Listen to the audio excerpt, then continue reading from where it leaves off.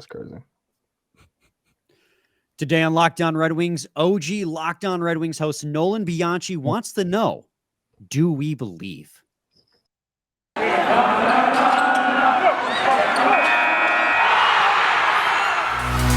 You're Locked On Red Wings, your daily podcast on the Detroit Red Wings. Part of the Locked On Podcast Network, your team every day.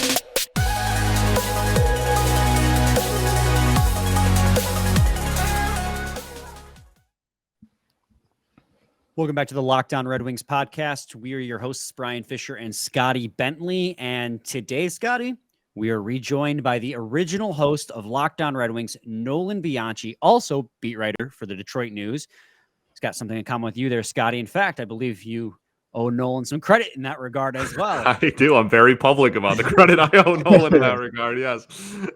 But Nolan, welcome back to the show after quite a bit of time, honestly. I think it was off-season last time we had you on, maybe preseason. How have things been going for you? Things have been going well. I'm very busy these days, which is very, very good. Actually, a little bit slow for this week, but going to the combine next week, first time. So that'll be really exciting. It's going to be a full week. Looking forward to that. Got engaged last week. That was a big one. Congratulations again. I don't want to brag, throw that one in right off front, but it was pretty sweet. I had to think of something else first. Yeah. Yeah, that's pretty much it. Just kind of waiting for soccer season to start. Detroit City FC is getting ready. They got their first game in I think 3-4 weeks here. So just when it seems like everything is starting to slow down, it really starts ramping right back up because the Red Wings are starting to heat up right now too, and that's a big part of it. Yeah, the best Detroit FC writer you know. Thank you. Best one out there. Also wrote some pretty damn good articles on the Lions across the season as well. All right, guys. Giving you some plugs, go read Nolan's articles. Support Welcome back, man. I appreciate it. But we are here today to talk Red Wings, as that is one of your passions as well, as anyone who's listened to our podcast for years has known. But coming in, usually we ask the guest question, but you prompted this visit, said, I want to ask you guys a question, Nolan. Ask us the question. Now is the time.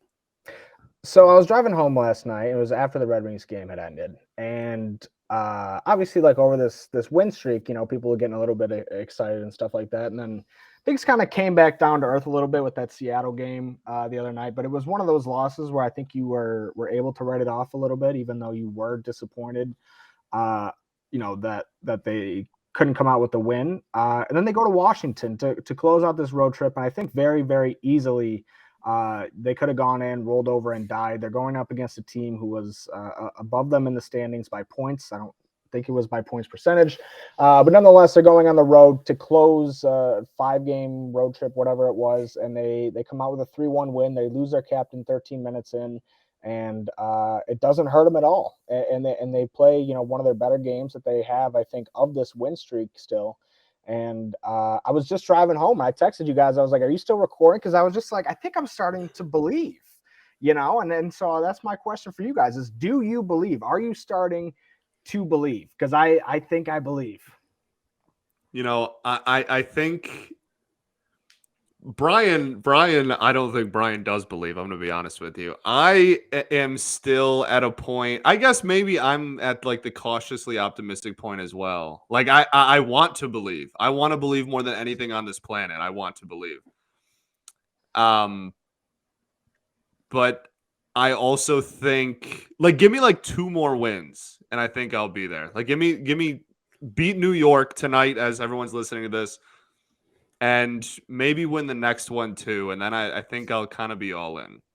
Yeah, I don't think I'm 100% there yet either. Not to be like a Debbie Downer coming in with all this energy and excitement and just be like, no.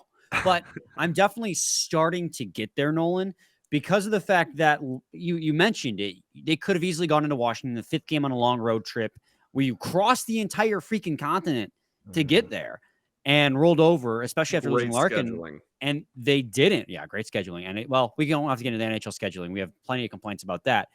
But they went in, they knew the stakes, and even having moved Pius Suter up to the 1C, they shut down the Washington Capitals. And it was a great feeling. And that was the win where like I really genuinely started to feel myself starting to believe. I'm certainly starting to believe. I'm in, like Scotty said, the cautiously, that's the word, cautiously optimistic stage of my belief, because they do have the hardest strength of schedule remaining, where they play the Rangers tonight by the time people are listening to this, and we'll preview that with Nolan in segment 3. But they also play the Tampa Bay Lightning after that. They have a lot of really tough games ahead of them, but they are also currently sitting in wild card number 2 if you sort it by points percentage. Not by points, but points percentage, because they have 4 games in hand on the 2 teams that are ahead of them in the points range, which is incredibly exciting that they're right there in the thick of things. So yeah, Nolan, I'm in that starting to believe. I'm getting there, but I need a couple more wins. Well, and I guess I agree with you before I like fully I couldn't stand here today and say like they're going to make playoffs, but like I think that I'm starting to trend towards that direction. I think what makes it especially tough, as you brought it up, it's not just the strength of schedule, it's the fact that there are 7 teams within 7 points of each other at the top of that wild card race. And so I think, if you want to break it down to, they are X amount of points behind, and I think they're 2 points behind, 4 games in hand. That's great. Like that's a massive, massive advantage. But then you also have to think about it from the perspective of they have to finish first or second out of 7. And that's a taller task, I think, when you put it in that perspective a little bit. I don't know if you guys agree, and I don't know if it'll turn out to be that way, but I think Florida's still dangerous. I think the Islanders are still dangerous. I think Pittsburgh's still dangerous. Like all of those teams, with the exception of Florida, are like perennial, if not contenders, like playoff goers, I guess is the word you would use. Yeah. And so like these are all teams that are used to doing this. And Pittsburgh and Washington, they have these great histories, they have these franchise players, but like they have been through these regular season struggles. They know what this is like to get through this and be able to come out on the other side in a playoff spot. And so I think that is probably the one thing that I would say gives me a little bit of pause when it comes to assessing, where they are technically, because I agree. Like, you just, they're in a playoff spot right now, but then it's like, okay, they have 25 games left. Like that's a lot of games, and like that could go either direction. Who knows? Maybe they take a commanding spot in that wild card slot, but there's so much that can happen. I think like, for me, I just, when we start making up some of those games we have in hand, those need to be the wins. Like I will be a lot more confident when we don't have any games in hand, and we are honestly, like, you might need to be in a playoff spot when you start making up these games in hand. Like you might need to be in wild card 2 by the time you're within a game of those other teams, because there's just, like you said right there, honestly, Nolan, like there's so much that could happen. There's so many games left just in general, and you have so many more games left than like everyone else even in that conversation, that that's like the big thing for me. Like games in hand are great, but if we take those, what do we have, 4 games in hands on the team that are in the wild card right now, like if we're still like 2 points back when we make all those up, or a point back when we make all those games up, that's a tough situation to be in. So I think that's the biggest thing for me, is like when the games played looks a little more equal, that you need to be kind of like solidified in a spot. You need to really take advantage of those games in hand. Yeah. And also, not to mention too, when you look at the teams that you're fighting for those wild card spots with, you have the worst by far 5-on-5 play, which is something me and Scotty harp on all the time. Is the Red Wings 5-on-5 play is not good, to say the least. A lot of that win streak had to do with phenomenal special teams. I mean, they went like 40%, 8 for 18 during that win streak, which is great. I mean, you're going to find success when you can do that, but it's not something that you can do consistently. You can't maintain 40% throughout the rest of the season. So the 5-on-5 play has to improve. But on the flip side of things, if you're looking for something to be optimistic about, this team is finally fully healthy, and they haven't been fully healthy all season long. Jacob Vrana is finally back. Whether or not he stays is up for debate, because he doesn't have to go through waivers again unless he plays 10 games or is up for 30 days. But when Raymond gets healthy, a decision has to be made. But this team is finally fully healthy, so we can finally see what this team is capable of. So maybe that 5-on-5 play will finally improve when these lines can get set in their ways and find that natural chemistry. But it's a tough battle, especially when you're playing in the Atlantic Division. You got a lot. That's where a lot of that strength of schedule comes in, is playing against the toughest division in hockey. Well, and just to tie back into the games in hand thing too, like I do want to like check ourselves a little bit, because they do have 4 games in hand on New York and Florida, who are in the wild card spots technically right now by points, but they have the same amount of games played as Pittsburgh. They have 3 games in hand on Washington, which is significant, but they have, you know, Buffalo has a game in hand on them, and they played the same amount of games as Ottawa, who they have twice next week. So like that, I think, is, you know, part of it too. Like they do have games in hand on the teams in the slots right now, but you know, when it comes to actually, I guess, finishing this race, they're not as far ahead of at least more than half of those teams than, you know, some people, I guess, are making it out to be as well. I mean, how crucial are those Ottawa back-to-backs going to be? That's going to be killer. Like, you could sink if you win both those games, you could absolutely sink the Ottawa Senators' playoff hopes. Well, I mean, that could be vital. And it goes the other way around. Like, do you want to jump into the buy or sell thing now? Like, well, let's go to a quick break, and then let's do a quick break. Because first, I got to tell the people today about FanDuel. It's the midway point of the NBA season, and now is the perfect time to download FanDuel, America's #1 sportsbook. Because new customers get a no-sweat first bet up to $1,000. That's bonus bets back if your first bet doesn't win. Just download the FanDuel Sportsbook app. It's safe, secure, and super easy to use. Then you can bet on everything from the money line to point scores and threes drained. Plus, FanDuel even lets you combine your bets for a chance at a bigger payout with a same-game parlay. So don't miss the chance to get your no-sweat first bet up to $1,000 in bonus bets when you go to FanDuel.com/LockedOn. That's FanDuel.com/LockedOn to learn more. Make every moment more with FanDuel, an official sports betting partner of the NBA. Segment 2, Locked On Red Wings podcast. We are joined by OG Locked On Red Wings host Nolan Bianchi and beat writer of the Detroit News. And we just talked about whether or not we believe in this team's actual chances of making the playoffs. But let's transition now, Nolan, into whether or not you think this team should buy or sell at the trade deadline, or third option, stand pat. I mean, what is the most likely path in your eyes that the Detroit Red Wings and general manager Steve Yzerman is going to take?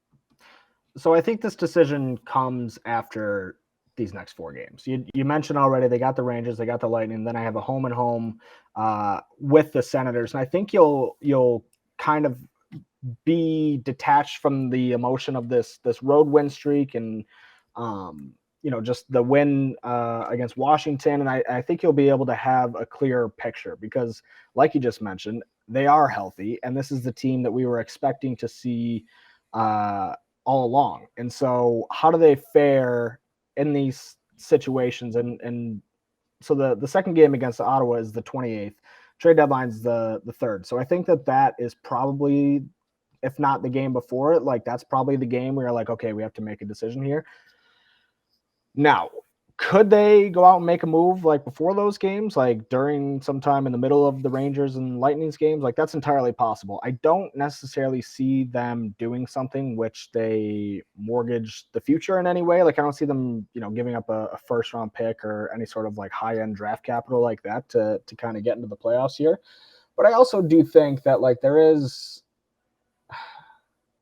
I think if you come out of this, let's say you take 6 points out of 8, which would be, you know, that's pretty, you know, lofty hopes, but I think it's kind of what you have to hope at this point.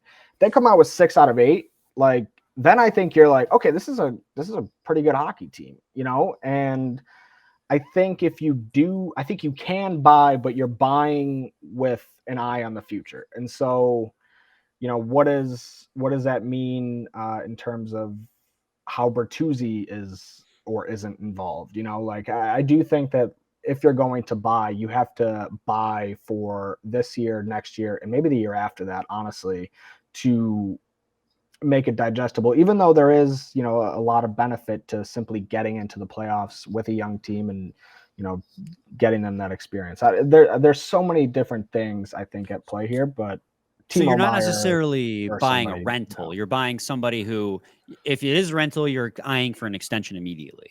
Probably, yeah. And if that is the case, and it's not somebody like a Timo Meier or anybody like that. Okay. I agree with that sentiment. That's something we talked about I don't know, a few days ago now, Brian. Oh, it might have been last night. They all blend And together. true. And we talked about it a little bit. We haven't had like a super in-depth discussion about the trade deadline yet, especially not since the win streak, just because it's so fluid. I think I'm right there with you. I think that it could change a lot depending on the results of the games from now, just until this time next week. Nonetheless, now in the line. So I think that. I think I shared a lot of those sentiments. I think staying pat is becoming more and more likely, to be completely honest with you.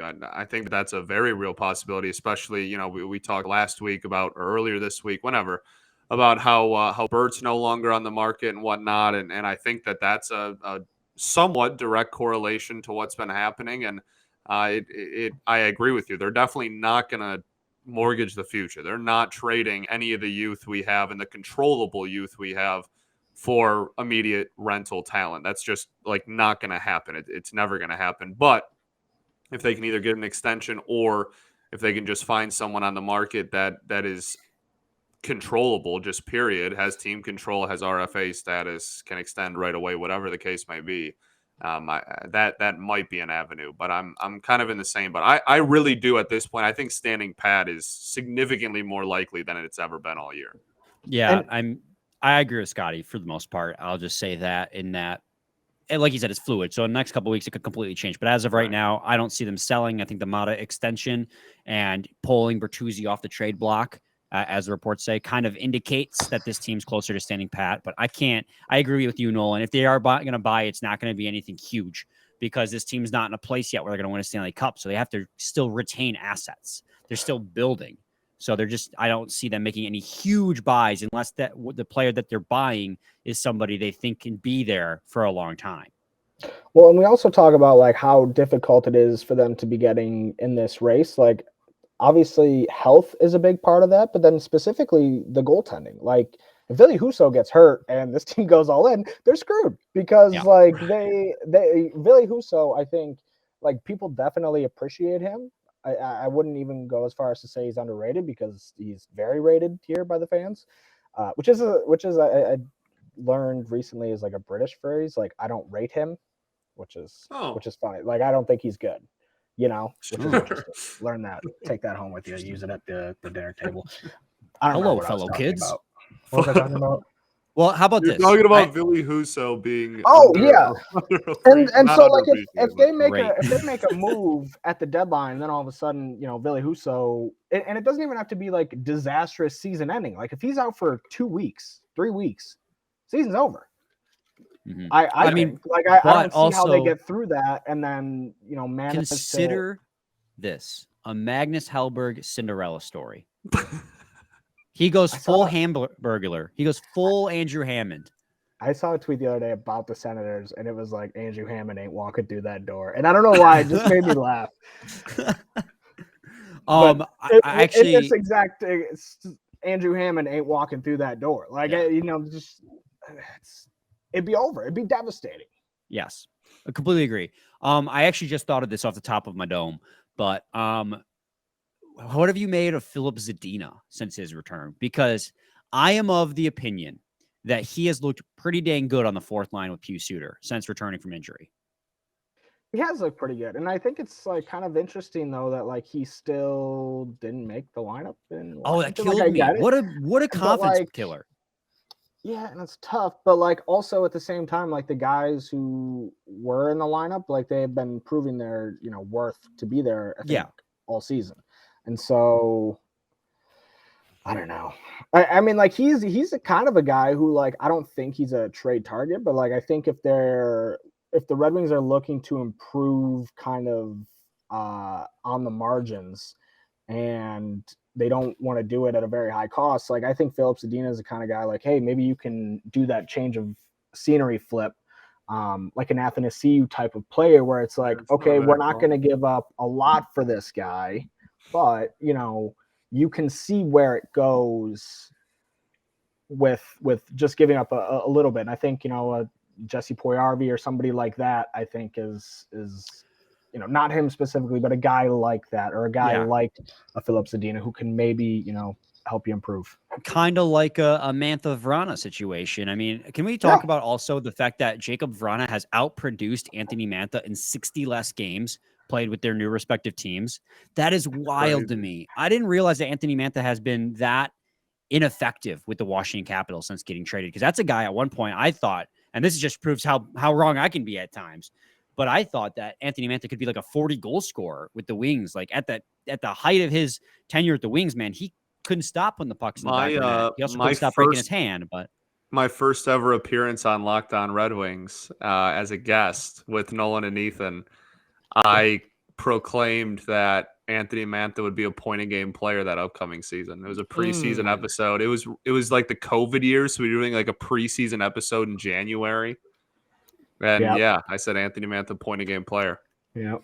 So can we talk? So another, this is random, but like I don't know if this happens to you guys too, but just like consuming and talking about and distributing so much like sports information, like things just like get jumbled in my brain inexplicably. And just like cause me to think things that just are completely untrue. So like I saw I didn't watch the Stadium Series game that the Capitals were playing in, but I saw somebody tweet that Anthony Mantha got in a fight, and I for some reason yesterday I just assumed he wasn't playing because he hurt his hand. Is that weird? I mean, you could have assumed he wasn't playing by watching the game because he was kind of non-existent out there. But then he did leave with an injury. He literally did leave with an injury at some point. So but yeah, going into that game, I was like, oh, they're not going to see Mantha tonight. And then I was like, wait a minute, he's out there. Why did I think that? And then he was out there until he wasn't. You saw that tweet about him getting in a fight, and you were like, broken hand. That happens all the time. Gotta be a broken hand. Gotta be. It's always Anthony, him and Bertuzzi. The man farm. I still have that graphic somewhere. The Anthony Man farm. That was my greatest Photoshop ever. It was great. Was it Super Nintendo Chalmers on Twitter who tweeted out that like Bertuzzi and Mantha are having a race to see who can break their hand first? And I was like, oh my god. Insane. I love that account. That's such a fun Twitter account. Great account. Let's take another quick break, and when we come back, we'll do a game preview for the game against the New York Rangers. But we'll talk about that when we come back. I'm always awkward in the transitions where we don't have a read.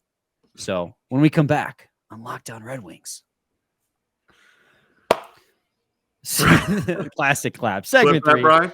Locked On Red Wings. I always clip it, except for the times where I don't. I will never forget the text I got from a buddy of mine who listens to the show and was like, hey man, Brian like didn't clip that, right? And there's just this ad of Nolan and I doing an ad, and in the middle of it, like Nolan screwed up and he claps, he goes, clip that, Brian. He goes, yeah, this stupid ad or whatever. And then like kept on going, and it was just in there. And I remember the text I got the next day, and I was like, what? But we want to preview this game against the New York Rangers. The Red Wings open as home dogs against the Metropolitans' third-place team. They're 33-15-9, and they're kind of a wagon. Low-key, really good team out of the Metropolitan Division. All eyes are on the Carolina Hurricanes because, what's funny is the Hurricanes are kind of overshadowed by the fact that the Bruins are so good. Hurricanes, far and away, an anomaly in their 5-on-5 play. They are incredible. But, the Rangers are right there, too. 65 points for Artemi Panarin in 57 games, 60 points for Zibanejad. Adam Fox is just a stud on the back end, 60 points in 57. And, Igor Shesterkin in net. They are a team that is really well-rounded. He's got a 912 save percentage. And how about Yaroslav Halak? Only 16 games played, but a 907 save percentage, which is league average this year. So he's been pretty good, too. Oh, yeah. The league average for goaltending is down because scoring is up. The league average in goaltending is like 908. Damn. It's really low. Game's gone. Yeah, it's a whole ban the shift, ban the trapezoid, or get rid of the trapezoid. Ridiculous. You want to come on Locked On Tigers after this? Yeah, I'd love to. Ridiculous. Can we talk about how back and forth it is on that the extra innings rule with the runner on second? Can we talk about how the Detroit Tigers just hired a nutritionist last week? It's pretty crazy, ain't it? 2023? That was the craziest thing I've ever seen in my entire life. Like, no joke. But, like, there are certain, what's that? Like, Founding Fathers quote, we hold these truths to be self-evident. Like, in my mind, every professional baseball club, at least that are affiliated with a Major League Baseball team and housing and developing the prospects of said Major League team should have just one nutritionist. They didn't have that. That is so crazy to me. I texted Scotty, I go, breaking news. Tigers have inked a deal with New Era. Players no longer have to go to Dick's to buy their own hats. Like that is to me, that's the same thing. I like it's as funny as that would be. I don't really see a difference between like that and the Tigers not having a nutritionist in 2022. That is crazy. Anyways, it was crazy. I agree. Get that off my chest. That was my mind was blown, dude. Nolan, what do you make of this game against the New York Rangers tonight, by the time people are listening to this, in terms of impact going forward for the Detroit Red Wings? Well, it's a big one. I mean, for all the reasons that we just talked about, like these next 4 games, I think will shape what this team does at the deadline. And this team scores a lot. Like, I think it's going to be a tough game for the Red Wings. They lost their last 2. I'm looking, they only scored 1 and 2 in their last 2 games, both losses. But in the games before that, they scored 5, 6, 6, 6, 4, 5, 4. So like this team can put up points with the best of them. You just went through the list of names: Mika Zibanejad, Chris Kreider, Artemi Panarin. You know what you're going to get from that team. It's going to be like a consistent offensive onslaught where they're just going to try and wear you down and boat race you over time. But who knows? The Red Wings, I thought, I've done a decent job of neutralizing that as of late. Like that, I felt like that was a big thing over that win streak, was just like neutralizing, the other team's offense, even though the defensive zone coverage still needs a lot of work. Like I don't want to get No, we feel you. Trust me. Oh yeah, what you think about Ben Sherratt letting Matty Beniers walk to the front and go? If you were to say, if the Red Wings were to win this game, what would you say would be the reason they did? I have no idea. Score more goals than the other team. Like, hey, great take. Like, yeah, I mean, I really don't know. I mean, like, I think that like they probably, like I just mentioned, they're gonna have to try and neutralize that offense in some way. They're gonna have to have good special teams. It's one of those things where like when you play a good team, like you just need to play a good hockey game. There's no like 1 or 2 things that you need to do. Like you need to play a full 60-minute hockey game. You can't have the defensive zone breakdowns that led to the loss the other night against Seattle. You can't get caught puck watching the way they have it at so many times this season. And you need to be able to kind of stay on top of that special teams battle. Make sure you're not taking too many dumb penalties. You're playing playoff hockey right now, and that's what it is. And you need to treat it like such. And that means locking it down defensively, being physical, but also, being the cool hand Luke in moments where it needs it. I think that kind of to your point earlier too, Nolan, like pretty much every game at this point, I go into it with the mindset of like obviously the offense needs to show up on a nightly basis. That's, as you said, score more goals than the other team. But pretty much every single night, my mindset is just like, all right, well, if Philly Husso has a bad game, it's over. So that's pretty much my like key to the game. Every game is just like Jonathan Bernier circa 2021. Right. Yeah. Well, yeah. Golly, that was an error, wasn't it? Yeah. It pretty much though. Like it's just the team will go as far. I don't know if I want to say that. I don't know if I want to say that the team will go as far as Husso will take them. Like I don't want to put the entire. I would say that's exactly correct. Yeah, like I really do. He is. Brian and I have said this before. Up to this point in the season, I think he's pretty comfortably. If you're talking about pure value, like most valuable player, I think he's pretty clearly the most valuable player on this hockey team right now. And 100%. I don't see why the next 30, 25 games would be any different. So. I completely agree. So coming into this game, the odds on FanDuel Sportsbook, Red Wings are plus 134 at home. New York Rangers on the road are minus 162. Would you take either of those? Are you comfortable with those numbers that you would lay some money down on either one? Well, I'll bet the over. Give me some goals. What's the over at, Brian? It's over under 6, not 6.5. It's 6, and both of them are minus odds. I think I like that. I think I like the over 6. You know, if you get there, you'll push. But I think they can get to 7 in this game. Like I just ran down the list of Rangers goals, and they don't play exceptional defense in these games either. I think you mentioned Igor Shesterkin. He's world class, obviously, but like in a lot of these games, they're giving up quite a bit of goals where they are also scoring a lot. So I think it's more than possible. I think the Red Wings have been able to kind of keep up in games like this as of late, and while I don't think that you want to get into a shootout with this team, I do think that it's fairly likely. So Absolutely. Scotty, what do you think? Over, under? I like the over. Life's too short to bet the under, man. I'm always taking the over. I'm always taking the over. Based on what Nolan was saying earlier in regards to how many goals a game this team has a tendency of scoring, and the assumption, never right to assume, but on the assumption the Red Wings can get 1 or 2 on their own, I think over pretty comfortably. So I'd take the over in this game as well. Nolan, thanks for joining us. Do you have any final thoughts, things you need to get off your chest? No, not really. I just brought up Jonathan Bernier, so I want to shout out Nelson Mandela. But that's pretty much it. Nice. Scotty, any final thoughts? We ball. All right. We'll be back with a new episode on Thursday. No, Friday. This is the Thursday episode. Today's all blend together. On Friday with a game recap. So stay tuned to Locked On Red Wings. We'll be back. Same time, same place. It's your team every day. Every day.